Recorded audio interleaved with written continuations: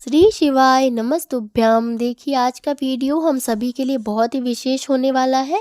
शुक्रवार के दिन पड़ रही है फाल्गुन माह की त्रयोदशी तिथि। पूज्य गुरु जी ने कहा इस त्रयोदशी तिथि को रंग भरा प्रदोष भी कहा जाता है। गुरु जी ने कहा कि इस त्रयोदशी तिथि में यदि आप शमी पत्र वाला उपाय कर लेते हैं, जो आपको 9:15 पर ही करना है, तो गुरु जी कहते हैं आपके जीवन की सारी परेशानियाँ समाप्त हो जाएंगी और आपकी जो भी मनोकामना होगी वह भी बहुत जल्द परिपूर्ण हो जाएगी। 22 मार्च को फाल्गुन माह का शुक्ल पक्ष तिथि का प्रदोष व्रत आने वाला है, जिसे रंग भरा प्रदोष व्रत भी कहा जाता है।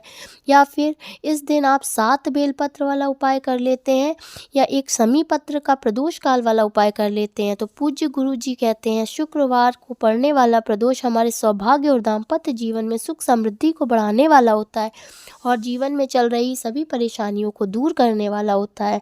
और यदि आपको किसी कार्य में सफलता प्राप्त करनी है तो आप इन उपायों को प्रदोष के दिन जरूर करिएगा। पूज्य गुरु जी कहते हैं शुक्रवार प्रदोष हमारी सभी मनोकामनाओं को परिपूर्ण करने वाला होता है। तो जानते हैं गुरु जी द्वारा बताए गए पहले उपाय के बारे में। इससे पहले अगर आप चैनल पर पहली बार आए हैं तो मेरी आपसे छोटी सी प्रार्थना है, चैनल को सब्सक्राइब और वीडियो अच्छी लगे तो वीडियो को लाइक ज़रूर कर दीजिए। देखिए, इस वीडियो में पूज्य गुरु जी द्वारा बताए गए कुछ बहुत ही महत्वपूर्ण उपायों के बारे में जानेंगे। यह उपाय आपको सिर्फ और सिर्फ शुक्रवार के प्रदोष में ही करने चाहिए।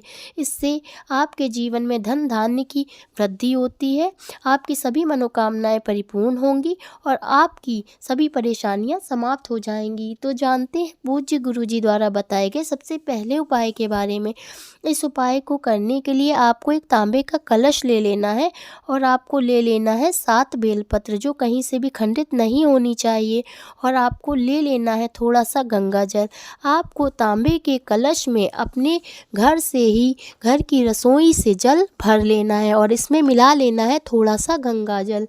अगर आपके घर में पर्याप्त मात्रा में गंगा जल है तो आप पूरे कलश में गंगा जल ले सकते हैं, और पर्याप्त मात्रा में गंगा जल नहीं है तो आप जल में थोड़ा सा गंगा जल मिला लीजिए। ठीक है, इसी लोटे में आपको डाल लेनी है अपनी 7 बेलपत्र। अब इसी लोटे को लेकर जाना है आपको अपने घर के ही पास के किसी शिवालय में। अब आप शिवलिंग के पास उत्तर दिशा की तरफ मुख करके बैठ जाइए। अब आप इसी लोटे से थोड़ा सा जल श्री नंदी जी के उठे हुए पैर के ऊपर समर्पित कर दीजिए। श्री नंदी जी का एक पैर अलग से दिखाई देता है, थोड़ा सा उठा हुआ होता है, उसके ऊपर आपको थोड़ा सा जल समर्पित कर देना है। और जो कलश में आपके जल बचा हुआ है उसको आप शिवलिंग पर धीरे धीरे से समर्पित करते जाइए और श्री शिवाय नमस्तुभ्यम मंत्र का स्मरण करते जाइए। हम जब भी शिवलिंग पर जल समर्पित करते हैं तो बहुत ही धीरे से धार लगाकर जल समर्पित करना चाहिए, क्योंकि इससे हमारे जीवन में सुख शांति और समृद्धि बनी रहती है। ठीक है, शिवलिंग पर जल समर्पित करते समय श्री शिवाय नमस्तुभ्यम मंत्र का स्मरण जरूर करते जाइए। ठीक है, जो बची हुई 7 बेलपत्र है उनको आप एक एक करके शिवलिंग के ऊपर समर्पित करते जाइए। और शिवलिंग पर बेलपत्र इस प्रकार समर्पित करनी है तो जो बेलपत्र की डंडी है वो आपकी विपरीत दिशा में होनी चाहिए। बेलपत्र की बीच वाली पत्ती का मुख आपकी तरफ होना चाहिए। ठीक है, और प्रत्येक बेलपत्र को समर्पित करते समय श्री शिवाय नमस्तुभ्यम मंत्र का मन ही मन स्मरण करते जाइए। एक बेलपत्र समर्पित कीजिए, फिर श्री शिवाय नमस्तुभ्यम मंत्र का स्मरण कीजिए, फिर दूसरी बेलपत्र समर्पित कीजिए, फिर श्री शिवाय नमस्तुभ्यम मंत्र का स्मरण करिए। ठीक है, इसके पश्चात आपकी जो भी परेशानियां हो उसे बाबा से मन ही मन बोल दीजिए, और जिस कार्य हेतु आप यह उपाय कर रहे हो वो भी आप बाबा से कह दीजिए, उनसे प्रार्थना कर लीजिए। इस उपाय को आप पूरे दिन में किसी भी समय कर सकते हैं। इस उपाय को आप प्रदोष के दिन या फिर एकादशी के दिन भी कर सकते हैं। पूज्य गुरु जी कहते हैं जो भी व्यक्ति इस उपाय को करता है उसके जीवन में चल रही सारी परेशानियां समाप्त हो जाती हैं। इस उपाय को आप 4 से 5 प्रदोष या फिर 4 से 5 एकादशी कर लीजिए। इससे महादेव की विशेष कृपा आपको जरूर प्राप्त होगी। देखिए, अब जानते हैं गुरु जी द्वारा बताए गए दूसरे उपाय के बारे में। इस उपाय के लिए आपको चाहिए होगी मात्र एक शमी पत्र। ठीक है, एक शमी पत्र ले लीजिए। पूज्य गुरु जी ने अपनी कथा में बताया इस उपाय को आपको प्रदोष काल में अपने घर पर ही करना है। अब आपको ले लेना है एक गोल बत्ती का घी का दीपक, एक शमी पत्र और एक गोल बत्ती का घी का दीपक आपको ले लेना है और आपको प्रदोष काल के समय अपने ही घर के मंदिर में रखी शिवलिंग या फिर आपके घर में शिवलिंग नहीं है तो आपके घर में नर्मदा नदी से उत्पन्न हुए नर्मदेश्वर भगवान तो होंगे ही। इन दोनों में से जो भी आपके घर में हो उन्हीं महादेव जी के ऊपर इस उपाय को आप कर लीजिए। तो जानते हैं उपाय कैसे करना है।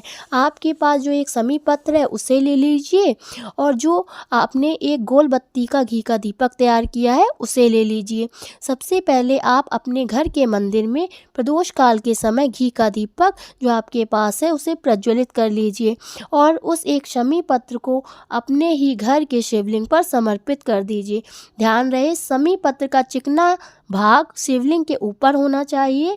शमी पत्र को समर्पित करते समय श्री शिवाय नमस्तुभ्यं मंत्र का उच्चारण कर लीजिए और अपने कार्य में सफलता प्राप्ति की या फिर नौकरी प्राप्ति की, व्यापार से संबंधित जो भी किसी भी कार्य में आपको सफलता चाहिए उसके लिए आप बाबा से प्रार्थना कर लीजिए।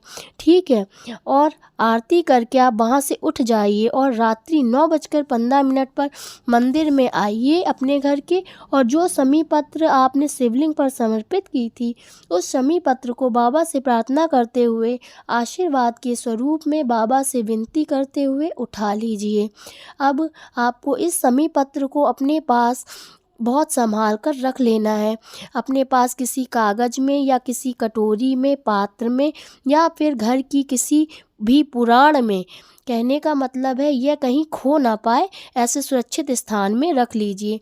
आप 5 प्रदोष कर लीजिए और 5 शमी पत्र अपने पास एकत्रित कर लीजिए। फिर जब भी किसी विशेष कार्य में जाएं, जैसे कि इंटरव्यू, परीक्षा या कोर्ट कचहरी का मामला हो जिसमें आपको सफलता चाहिए, वहाँ आप इस शमी पत्र को, मतलब कि जो 5 शमी पत्र हैं उनको अपनी जेब में रखकर अवश्य लेकर जाएं। तो आप जिस भी कार्य को करने के लिए जाएंगे आपको वहाँ पर सफलता जरूर प्राप्त होगी। ऐसा गुरुजी ने अपनी कथा में कहा है कि महादेव की विशेष कृपा आपको जरूर प्राप्त होगी। प्रदोष के दिन आप इस उपाय को जरूर कर लीजिएगा, आपकी सभी मनोकामनाएं परिपूर्ण हो जाएंगी। इससे आपके जीवन की सभी समस्याएं दूर हो जाएंगी।